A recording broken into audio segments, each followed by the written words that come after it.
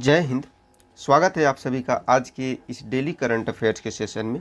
तो आज है 29 अक्टूबर 2025 और हर रोज़ की तरह फिर से हम लोग चर्चा करेंगे आज के 10 सबसे महत्वपूर्ण करंट अफेयर्स पर, जो कि सभी प्रतियोगी परीक्षाओं के लिए उपयोगी है। आइए शुरू करते हैं आज के सेशन को। तो आज का पहला प्रश्न है, which countries CR450 high speed train set a world record by reaching a speed of 453 kilometre per hour. यानी कि किस देश की CR450 हाई स्पीड ट्रेन ने 453 किलोमीटर प्रति घंटा की रफ्तार से विश्व रिकॉर्ड बनाया। तो ये ट्रेन है चाइना की, यानी कि चीन की। चीन की CR450 हाई स्पीड ट्रेन ने हाल ही में टेस्टिंग के दौरान 453 किलोमीटर प्रति घंटा की शीर्ष रफ्तार हासिल की, जो एक विश्व रिकॉर्ड है। इस उपलब्धि ने चीन को रेल ट्रांसपोर्टेशन तकनीक के क्षेत्र में और अधिक मजबूती दी है, जिससे वह हाई स्पीड रेल तकनीक में अग्रणी बन गया है। यह ट्रेन विशेष रूप से संघाई से चेंगदू तक कॉरिडोर के लिए डिजाइन की गई है। अनुमान लगाया जा रहा है कि वर्ष 2026 तक यह ट्रेन व्यावसायिक सेवाओं में शामिल हो जाएगी और 400 किलोमीटर प्रति घंटा की नियमित संचालन गति से चलेगी। CR450 ट्रेन चीन की इंजीनियरिंग और तकनीक की क्षमता का उत्कृष्ट उदाहरण है। इसकी कार्य क्षमता, स्थिरता और सुरक्षा को ध्यान में रखते हुए डिजाइन किया गया है। इसके शुरू होने के बाद यह दुनिया की सबसे तेज पैसेंजर ट्रेन बन सकती है, जो भविष्य के रेल परिवहन का स्वरूप बदल देगी। अगले प्रश्न की बात करें तो who has been nominated as the 53rd chief justice of India. यानी कि भारत के 53वें मुख्य न्यायाधीश के रूप में किन्हें नामित किया गया है। तो ये हैं न्यायमूर्ति सूर्यकांत। इनको जो है भारत के 53वें मुख्य न्यायाधीश के रूप में नामित किया गया है। उन्हें यह दायित्व जो है वर्तमान मुख्य न्यायाधीश भूषण आर गवई के सेवानिवृत्त होने के बाद मिलेगा। इस सिफारिश को केंद्र सरकार ने मंजूरी दी है और न्यायमूर्ति सूर्यकांत गवई के रिटायरमेंट के तुरंत बाद पदभार संभालेंगे। उनका कार्यकाल लगभग 14 महीने का होगा, जो फरवरी 2027 तक चलेगा। सुप्रीम कोर्ट में उनकी न्यायिक समझ, निष्पक्षता और समाज के प्रति समर्पण के कारण उन्हें सर्वोच्च जिम्मेदारी सौंपी गई है। उन्होंने कई अहम संवैधानिक मामलों में महत्वपूर्ण निर्णय दिए हैं, जिससे कि न्यायपालिका की शाख और मजबूत हुई है। न्यायमूर्ति सूर्यकांत को 24 मई 2019 को सुप्रीम कोर्ट में प्रमोट किया गया था। वे हरियाणा से पहले ऐसे न्यायाधीश हैं जो मुख्य न्यायाधीश बनेंगे। इससे पहले वे पंजाब एवं हरियाणा उच्च न्यायालय के मुख्य न्यायाधीश रह चुके हैं और न्याय व्यवस्था में उनका अनुभव लगभग 3 दशकों से अधिक का है। नेक्स्ट प्रश्न है आज का, where did FIFA announce the launch of the new ASEAN Cup to promote South East Asian football. यानी कि दक्षिण पूर्व एशियाई फुटबॉल को बढ़ावा देने के लिए फीफा ने नए आसियान कप की घोषणा कहाँ पे की। तो इसकी घोषणा की गई है कुआलालंपुर में। कहाँ पर? कुआलालंपुर में इसकी घोषणा की गई है। फीफा के प्रेसिडेंट जियानी इन्फेंटिनो ने मलेशिया की राजधानी कुआलालंपुर में आयोजित 47वें आसियान समिट के दौरान फीफा एशियान कप की घोषणा की। इस कप का उद्देश्य दक्षिण पूर्व एशियाई फुटबॉल के विकास और लोकप्रियता को बढ़ावा देना है। यह टूर्नामेंट ईस्ट तिमोर सहित सभी 11 आसियान सदस्य देशों की नेशनल फुटबॉल टीमों को शामिल करेगा। इससे क्षेत्रीय स्तर पर प्रतिस्पर्धा को नई दिशा मिलेगी और युवा खिलाड़ियों को अंतर्राष्ट्रीय स्तर पर खेलने का अवसर मिलेगा। फीफा इस टूर्नामेंट को आसियान फुटबॉल कन्फेडरेशन और आसियान फुटबॉल फेडरेशन और इसके साथ साथ नेशनल फुटबॉल एसोसिएशन के सहयोग से आयोजित करेगा। यह पहल दक्षिण पूर्व एशिया में फुटबॉल के बुनियादी ढांचे और खेल संस्कृति को मजबूत करने में अहम भूमिका निभाएगी। अगले प्रश्न की बात करते हैं तो which country will host the Asia Pacific accident investigation group meeting for the first time. यानी कि Asia Pacific accident investigation group की मीटिंग जो है, इसकी मेज़बानी पहली बार कौन सा देश करेगा? तो इसकी मेज़बानी पहली बार कर रहा है भारत। कौन? इसकी मेज़बानी पहली बार भारत कर रहा है। भारत जो है पहली बार Asia Pacific accident investigation group की मीटिंग और कार्यशाला की मेज़बानी करेगा। यह आयोजन नागरिक उड्डयन मंत्रालय के अधीन कार्यरत एयरक्राफ्ट एक्सीडेंट इन्वेस्टिगेशन ब्यूरो के द्वारा किया जाएगा। इस कार्यक्रम में ICAO दैट मीन्स की इंटरनेशनल सिविल एविएशन ऑर्गेनाइजेशन के सदस्य देशों के लगभग 90 प्रतिनिधि और ग्लोबल एविएशन एक्सपर्ट्स हिस्सा लेंगे। इस बैठक का उद्देश्य विमान दुर्घटनाओं की जांच प्रणाली को और अधिक सशक्त और समन्वित बनाना है, ताकि भविष्य में हवाई सुरक्षा को बेहतर किया जा सके। केंद्रीय नगर विमानन मंत्री राम मोहन नायडू इस कार्यक्रम का उद्घाटन करेंगे। यह पहल भारत की विमानन सुरक्षा के क्षेत्र में बढ़ती भूमिका और वैश्विक स्तर पर उसकी तकनीकी क्षमता को प्रदर्शित करती है। अगले प्रश्न की बात करते हैं आज के। तो on which date is the world day for audio visual heritage celebrated every year. Audio visual heritage के लिए विश्व दिवस हर साल किस तिथि को मनाया जाता है? तो ये याद रखिएगा, ये हर साल मनाया जाता है 27 अक्टूबर को। कब मनाया जाता है? 27 अक्टूबर को हर साल मनाया जाता है। विश्व ऑडियो विजुअल हेरिटेज दिवस जो है ये हर वर्ष 27 अक्टूबर को मनाया जाता है। इसका उद्देश्य ऑडियो विजुअल सामग्री जैसे कि फिल्में, रेडियो, टेलीविज़न कार्यक्रम और साउंड रिकॉर्डिंग के संरक्षण और सुरक्षा के महत्व को रेखांकित करना है। यह दिवस यूनेस्को के द्वारा वर्ष 2005 में स्थापित किया गया था।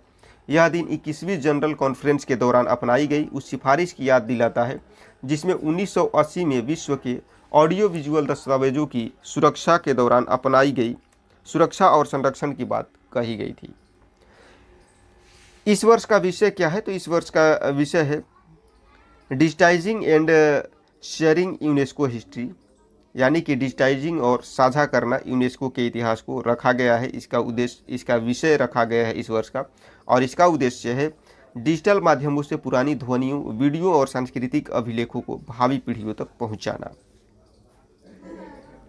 चलिए तो नेक्स्ट प्रश्न की बात करते हैं। From which month and year will Uttarakhand implement the automated green tax for vehicles entering the state, यानी कि उत्तराखंड में राज्य से बाहर से आने वाले वाहनों के लिए ऑटोमेटेड ग्रीन टैक्स कब से लागू किया जाएगा? तो ये लागू किया जाएगा दिसंबर 2025 से। कब से लागू किया जाएगा? दिसंबर 2025 से इसे लागू किया जाएगा। उत्तराखंड सरकार ने घोषणा किया है कि दिसंबर 2025 से राज्य से बाहर से आने वाली सभी गाड़ियों पर ऑटोमेटेड ग्रीन टैक्स जो है लगाया जाएगा। इस टैक्स का उद्देश्य पर्यावरण संरक्षण और प्रदूषण नियंत्रण को मजबूत करना है। यह कदम हिमालयी पारिस्थितिकी तंत्र को सुरक्षित रखने की दिशा में एक महत्वपूर्ण पहल माना जा रहा है। ग्रीन टैक्स जो है विशेष रूप से देहरादून, मसूरी, नैनीताल और ऋषिकेश जैसे पर्यटन स्थलों पर लागू होगा, जहां पर्यटक वाहनों के बढ़ते दबाव से प्रदूषण में वृद्धि हो रही है। इस टैक्स से उम्मीद है कि राज्य में प्रवेश करने वाले वाहनों की निगरानी और नियंत्रण प्रभावी ढंग से किया जा सकेगा। इस टैक्स प्रणाली को ANPR यानी कि ऑटोमेटिक नंबर प्लेट रिकॉग्निशन कैमरों की मदद से डिजिटल रूप में एकीकृत किया जाएगा। इससे टैक्स की प्रक्रिया जो है पारदर्शी और स्वचालित हो जाएगी, जिससे पर्यावरणीय संतुलन बनाए रखने में मदद मिलेगी। नेक्स्ट प्रश्न की ओर रुख करते हैं। तो अगला प्रश्न है आज का। रिनाउंड सर्जन डॉक्टर के मथांगी Ramakrishnan who passed away at the age of 91 was known for her expertise in which medical field, यानी कि प्रख्यात सर्जन डॉक्टर के मथांगी रामकृष्णन जो है इनका निधन 91 वर्ष की आयु में हो गया है। ये किस चिकित्सा क्षेत्र में अपनी विशेषज्ञता के लिए जानी जाती हैं? तो इनको याद रखिएगा, ये जानी जाती हैं अपने प्लास्टिक एंड रिकंस्ट्रक्टिव सर्जरी के लिए। किसके लिए जानी जाती हैं? ये प्लास्टिक एंड रिकंस्ट्रक्टिव सर्जरी के लिए ये जानी जाती हैं। कौन? डॉक्टर के मथांगी रामकृष्णन। जानी मानी प्लास्टिक और रिकंस्ट्रक्टिव सर्जन डॉक्टर के मथांगी रामकृष्णन का 91 वर्ष की आयु में चेन्नई में निधन हो गया। ये भारत की उन चुनिंदा महिला सर्जनों में से थी जिन्होंने इस क्षेत्र में अंतर्राष्ट्रीय स्तर पर भारत का नाम रोशन किया।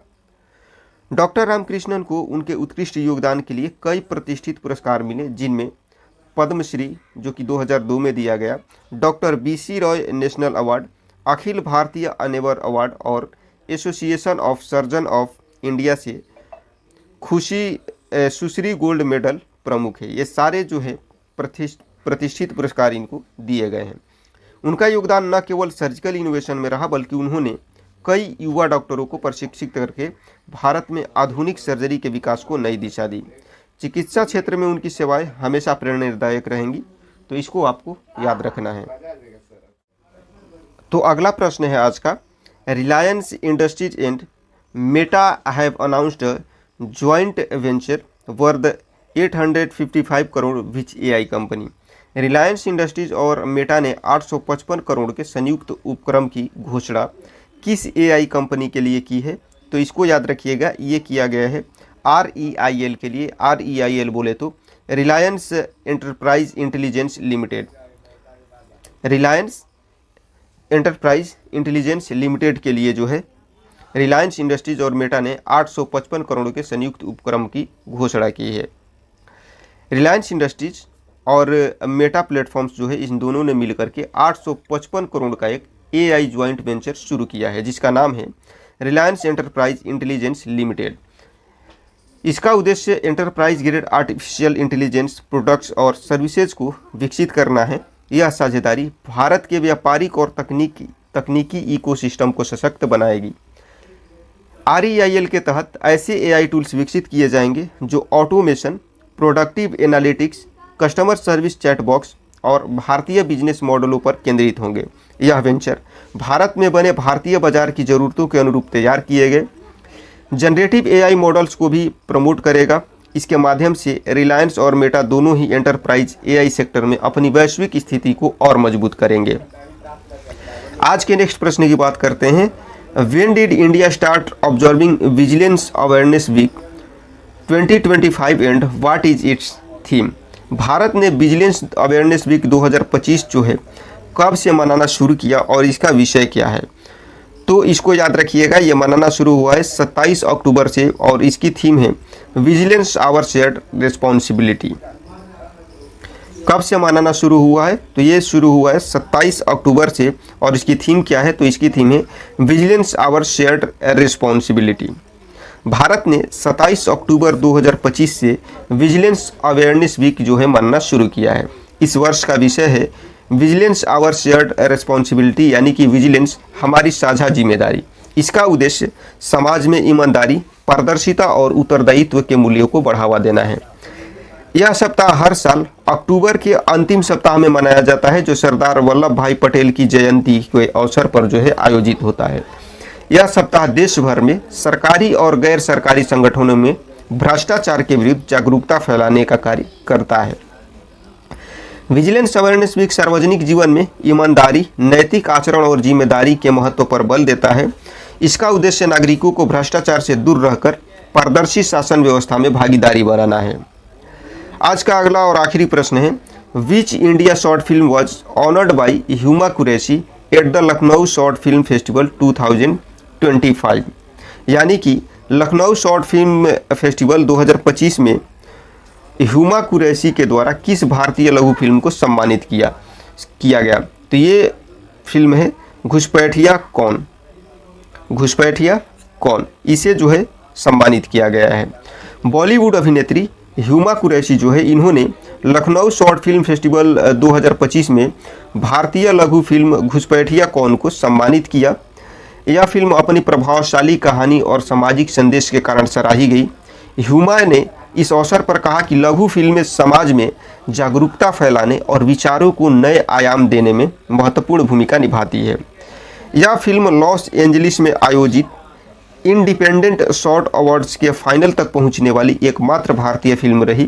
इसे best script critics choice award से सम्मानित किया गया, जो इसकी लेखन और निर्देशन गुणवत्ता को दर्शाता है। ह्यूमा कुरैशी ने इस आयोजन के दौरान युवा फिल्म निर्माताओं को प्रोत्साहित